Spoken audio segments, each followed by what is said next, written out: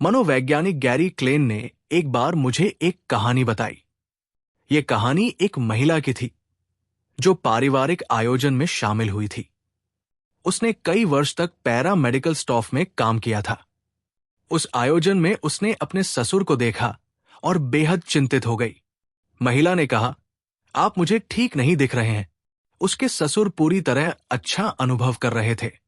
उन्होंने परिहास में उत्तर दिया, अच्छा, मुझे भी आप ठीक नहीं लग रही हैं। लेकिन महिला ने जोर देकर कहा, नहीं, आपको अभी अस्पताल जाने की जरूरत है।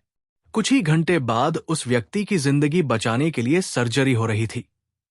जांच में पता चला था कि उस व्यक्ति की एक बड़ी धमनी में ब्लॉकेज था और उन्हें तत्काल दिल का दौरा पड़ने का खतरा था। अपनी पुत्रवधू के सहज ज्ञान के बिना उनकी मृत्यु भी हो सकती थी। पैरा मेडिकल स्टाफ में रही उस महिला ने क्या देखा? कैसे उसे समझ में आया कि उनका स्वास्थ्य गड़बड़ है और दिल का दौरा पड़ने वाला है? जब प्रमुख धमनियां अवरुद्ध हो जाती हैं, तब शरीर त्वचा की सतह के निकट गौण भागों से दूर महत्वपूर्ण अंगों को रक्त भेजने पर फोकस करता है। इसका परिणाम यह होता है कि चेहरे पर रक्त के संचार का पैटर्न बदल जाता है। कई वर्षों तक हार्ट के मरीजों के साथ काम करते हुए उस महिला में अनजाने में ही ये क्षमता विकसित हो गई थी कि वो देखते ही ये पैटर्न पहचान लेती थी। वो ये समझा तो नहीं सकी कि उसने अपने ससुर के चेहरे पर क्या देखा, लेकिन वो जानती थी कि कुछ तो गड़बड़ है। इस तरह की कहानियां अन्य क्षेत्रों में भी देखने को मिलती हैं। उदाहरण के लिए सैन्य विश्लेषक ये आसानी से पहचान सकते हैं कि राडार स्क्रीन पर आने वाली कौन सी ब्लिप दुश्मन के मिसाइल की है और कौन सी उनके अपने बेड़े के विमान की है, जबकि दोनों समान गति से आ रहे होते हैं और समान ऊंचाई पर होते हैं और लगभग हर पहलू से राडार पर एक जैसे दिख रहे होते हैं। खाड़ी युद्ध के दौरान लेफ्टिनेंट कमांडर माइकल रिले ने एक मिसाइल को नष्ट करने का आदेश देकर पूरे बेड़े को बचा लिया था, जबकि ये राडार पर उनके अपने विमान जैसा ही दिखाई दे रहा था। उन्होंने उचित फैसला लिया था, लेकिन उनके आला अफसर भी ये नहीं समझा सके कि उन्होंने ये कैसे कर दिखाया था। म्यूजियम के क्यूरेटर इस बात के लिए जाने जाते हैं कि वे आसानी से किसी प्रामाणिक कलाकृति और चतुराई से तैयार की गई नकली वस्तु में अंतर बता देते हैं। यद्यपि वे सटीक रूप से ये नहीं बता सकते कि किस जानकारी से वे ऐसा करते हैं। अनुभवी रेडियोलॉजिस्ट मस्तिष्क का स्कैन होने पर पहले ही बता देते हैं कि किस ओर स्ट्रोक हो सकता है, जबकि अप्रशिक्षित रेडियोलॉजिस्ट को ये चिन्ह नजर भी नहीं आते। मैंने ये भी सुन रखा है कि कुछ हेयर ड्रेसर बालों को छूकर बता देते हैं कि उनके पास आई महिला गर्भवती है या नहीं। मानव का दिमाग अनुमान लगाने वाली मशीन जैसा होता है। ये सतत रूप से आपके आसपास के वातावरण में आने वाली जानकारियों को ग्रहण करता रहता है और उनका विश्लेषण करता रहता है। जैसे पैरा मेडिकल स्टाफ में रही उस महिला ने चेहरे से दिल के दौरे का अनुमान लगा लिया, या सैन्य विश्लेषक ने राडार पर मिसाइल होने की घोषणा कर दी, वैसे ही आपका मस्तिष्क महत्वपूर्ण बातों को संज्ञान में लेना शुरू कर देता है। विवरण की छंटाई करके प्रासंगिक संकेतों को रेखांकित करता है और भविष्य में इस्तेमाल के लिए सूचना का संकलन करता है। पर्याप्त अभ्यास से आप संकेतों के आधार पर किन्हीं परिणामों की भविष्यवाणी कर सकते हैं, भले ही आपने इस पर सजगता से विचार ना किया हो। आपका दिमाग स्वतः ही अनुभव से सीखे पाठों की कूट रचना तैयार कर लेता है। हम हमेशा समझा नहीं सकते कि हम क्या सीख रहे हैं, लेकिन सीखना लगातार चलता रहता है और किसी एक स्थिति में प्रासंगिक संकेतों को समझ लेने की आपकी क्षमता ही आपकी हर आदत का आधार होती है। हम इस बात को कम करके आंकते हैं कि हमारा दिमाग और हमारी देह बिना सोचे कितना कुछ कर सकती है। आपको बालों से बढ़ जाने के लिए नहीं कहना पड़ता, दिल को पंप करने के लिए नहीं कहना होता, फेफड़ों को सांस के लिए नहीं कहना होता और नहीं पेट को पचाने के लिए कहना होता है। फिर भी आपका शरीर ये सब आसानी से ऑटो पायलट मोड में करता है। आप अपने सचेत शरीर से कहीं अधिक है। भूख लगने के बारे में सोचें। आपको कैसे पता चलता है कि आपको भूख लग रही है? ये जरूरी नहीं है कि आपको कुकीज देखकर ही समझ में आए कि आपके खाने का समय हो चुका है। भोजन की इच्छा और भूख बिना सजगता के चलते रहते हैं। आपकी देह में कई तरह के फीडबैक लूप्स होते हैं जो आपको उस समय सजग करते हैं जब फिर से खाने का समय होता है। ये उस सब पर भी नजर रखते हैं जो आपके आसपास और भीतर चलता रहता है। शरीर में हार्मोन और रसायन के चलते ललक पैदा हो सकती है। अचानक भूख लगने लगती है जबकि आपको पक्का नहीं होता है कि क्या हुआ था। हमारी आदतों का ये सबसे अधिक चकित करने वाला नजरिया है। किसी आदत के संकेत के लिए सजग होने की जरूरत नहीं होती है। आप कोई अवसर समझ लेते हैं और बिना सजगता से देखे इसके लिए काम करने लगते हैं। इससे उपयोगी आदतें बनती हैं। इसी कारण ये खतरनाक भी हो जाती है। जैसे ही आदतें बनती हैं, आप स्वचालित और अचेतन दिमाग के निर्देशन में काम करने लगते हैं। आपको इस बात का एहसास होने से पहले ही कि क्या हो रहा है, आप पुराने पैटर्न में ढल जाते हैं। जब तक आपको कोई बताता नहीं, तब तक आपको पता ही नहीं चलता कि जब भी आप हंसते हैं, आप अपना हाथ मुंह पर रख लेते हैं। कोई प्रश्न पूछने से पहले आप क्षमा मांगते हैं, या फिर आपकी आदत दूसरों के वाक्यों को पूरा करने की बन गई है। आप जितना अधिक इन पैटर्न का दोहराव करते हैं, उतना ही आपको समझ में नहीं आ पाता कि आप क्या कर रहे हैं और क्यों कर रहे हैं। एक बार मैंने सुना कि एक रिटेल क्लर्क इस बात के लिए निर्देशित था कि जब ग्राहक कार्ड का बैलेंस पूरा कर ले तो उसका खाली गिफ्ट कार्ड काट दिया जाए। एक दिन क्लर्क ने लाइन में उन कुछ ग्राहकों को शेष बची नकदी दी जिन्होंने गिफ्ट कार्ड से खरीदारी की थी। जब अगला व्यक्ति आया तो क्लर्क ने ग्राहक का वास्तविक क्रेडिट कार्ड स्वाइप किया, एक कैंची उठाई और पूरा कार्ड ऑटो पायलट मोड में काट दिया। ग्राहक चौंका। उसके पहले कार्ड कट चुका था और क्लर्क को समझ में आया कि क्या हो गया है। मैंने अपनी रिसर्च में एक महिला को देखा जो कभी प्री स्कूल टीचर रह चुकी थी और बाद में वो कॉर्पोरेट की नौकरी में आ गई। उसकी पुरानी आदत छूटी नहीं। वो वयस्कों के साथ काम करने लगी थी, लेकिन फिर भी साथ काम करने वाले बाथरूम जाते तो उनसे पूछ लेती थी कि क्या आपने हाथ धोए। मुझे एक आदमी की कहानी पता चली। उसके कई वर्ष लाइफगार्ड के रूप में निकले थे और जब भी वो किसी बच्चे को दौड़ता हुआ देखता था, वो चिल्लाता, पैदल चलो। कुछ समय में जो संकेत आपकी आदतों को बढ़ाते हैं, वे इतने सहज हो जाते हैं कि दिखते ही नहीं है। किचन के काउंटर पर ट्रीट, पलंग के करीब रिमोट कंट्रोल, जेब में फोन। इन संकेतों के प्रति हमारे प्रतिसाद इतनी गहराई से रच जाते हैं कि ऐसा लगने लगता है कि भीतर से कोई काम करा रहा है। इस कारण हमें व्यवहार में बदलाव की प्रक्रिया सजगता से शुरू करनी चाहिए। प्रभावी तरीके से नई आदतें बनाने से पहले हमें वर्तमान आदतों का प्रबंधन सीखना चाहिए। यह सुनने की बजाय करना ज्यादा चुनौतीपूर्ण हो सकता है, क्योंकि एक बार आदत ने जीवन में जड़ बना ली तो ये ज्यादातर मामलों में अचेतन और स्वचालित हो जाती है। यदि कोई आदत बिना दिमाग लगाए हो रही है तो आप उसे सुधारने की उम्मीद नहीं कर सकते। मनोवैज्ञानिक कार्ल यूंग ने कहा था, जब तक आप अचेतन को चेतन नहीं बनाते हैं, तब तक ये जीवन को निर्देशित करेगा और आप उसे भाग्य कहने लगेंगे। आदतों का स्कोर कार्ड।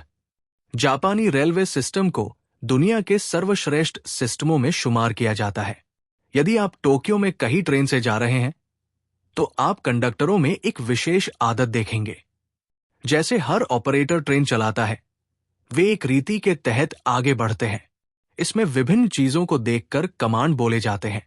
जब ट्रेन सिग्नल के पास पहुंचती है तो ऑपरेटर उसके बारे में बताता है और कहता है, सिग्नल हरा है। जब भी ट्रेन स्टेशन से बाहर निकलती है या फिर स्टेशन पर आती है तो वो ऑपरेटर स्पीडोमीटर की ओर देखकर एकदम सटीक स्पीड बताता है। जब जाने का समय होता है तो ऑपरेटर टाइम टेबल की ओर देखकर टाइम बता देता है। प्लेटफॉर्म पर सभी कर्मचारी इसी प्रकार से व्यवहार करते हैं।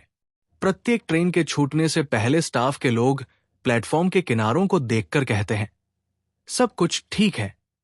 हर बारीक सूचना की पहचान की जाती है, उसकी तरफ इशारा किया जाता है और उसका नाम जोर से बोला जाता है। इस प्रक्रिया को पॉइंटिंग एंड कॉलिंग कहते हैं। यह सुरक्षा तंत्र है जो गलतियां कम करता है। यह मूर्खतापूर्ण लगता है, लेकिन यह बहुत अच्छे तरह से काम करता है। पॉइंटिंग एंड कॉलिंग से गलतियां 85% और दुर्घटनाएं 30% कम हो चुकी है। न्यूयॉर्क सिटी के एमटीएस सबवे सिस्टम ने एक इसका संशोधित स्वरूप अपनाया है। ये पॉइंट ऑन लीफ है और इसके क्रियान्वयन के 2 वर्ष में गलतियों से होने वाली सबवे की दुर्घटनाएं 57% कम हो चुकी है। पॉइंटिंग एंड कॉलिंग बहुत प्रभावशाली है क्योंकि ये सजग होने का स्तर अचेतन आदत से ज्यादा चेतना के स्तर तक बढ़ा देता है, क्योंकि ट्रेन ऑपरेटर अपनी आंखों, हाथों, मुंह और कानों का उपयोग करता है। कुछ भी गलत होने से पहले वो समस्या कोड बता देता है। मेरी पत्नी भी ऐसा ही करती है। जब भी हम किसी ट्रिप के लिए बाहर जा रहे होते हैं, वो जरूरत की चीजों को बोलने लगती है। जैसे मैंने अपनी चाबियां रख ली है, मैंने अपना वॉलेट रख लिया है, मैंने चश्मा रख लिया है, मैंने पति को भी रख लिया है। व्यवहार जितना अपने आप होने लगेगा, हम उसके बारे में सोचना कम करने लगेंगे। और फिर जब हम कोई चीज हजारों बार कर देते हैं, तो हम उसकी उपेक्षा करने लगते हैं। ये मानकर हम चलते हैं कि अगली बार भी वैसा ही होगा जैसा पिछली बार हुआ था। जो हमने हमेशा किया है, हम उसके इतने अभ्यस्त हो जाते हैं कि हम स्वयं से सवाल करना भी बंद कर देते हैं कि ये सही है भी या नहीं। कामकाज में कई असफलताएं आत्म सजगता के अभाव में होती है। आदतों को बदलने में हमारी सबसे बड़ी चुनौती उस बारे में सजगता कायम रखना है जो हम वास्तव में कर रहे हैं। इससे हमें ये समझने में मदद मिलती है कि क्यों बुरी आदतों का परिणाम हमें धीरे धीरे भुगतना पड़ता है। हमारे निजी जीवन में भी हमें पॉइंट एंड कॉल का सिस्टम अपनाना चाहिए। ये आदतों के स्कोर कार्ड का उद्गम है। अपने व्यवहार के बारे में सजग होने के लिए ये सरल अभ्यास है।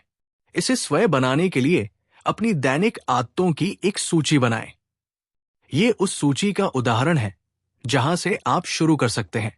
उठना, अलार्म बंद करना, फोन देखना, बाथरूम जाना, खुद का वजन लेना, नहाना, दांत साफ करना, दांतों को फ्लॉस करना, डिओड्रेंट डालना, टॉवल सूखने डालना, ड्रेस पहनना, 1 कप चाय बनाना, इत्यादि। एक बार पूरी सूची बन जाए तो हर व्यवहार को देखिए और खुद से पूछिए, क्या ये अच्छी आदत है, ये मराब आदत है या न्यूट्रल आदत है? यदि ये अच्छी आदत है तो उसके पास में प्लस लिखिए, यदि वो मराब आदत है तो लिखिए, यदि न्यूट्रल आदत है तो लिखिए।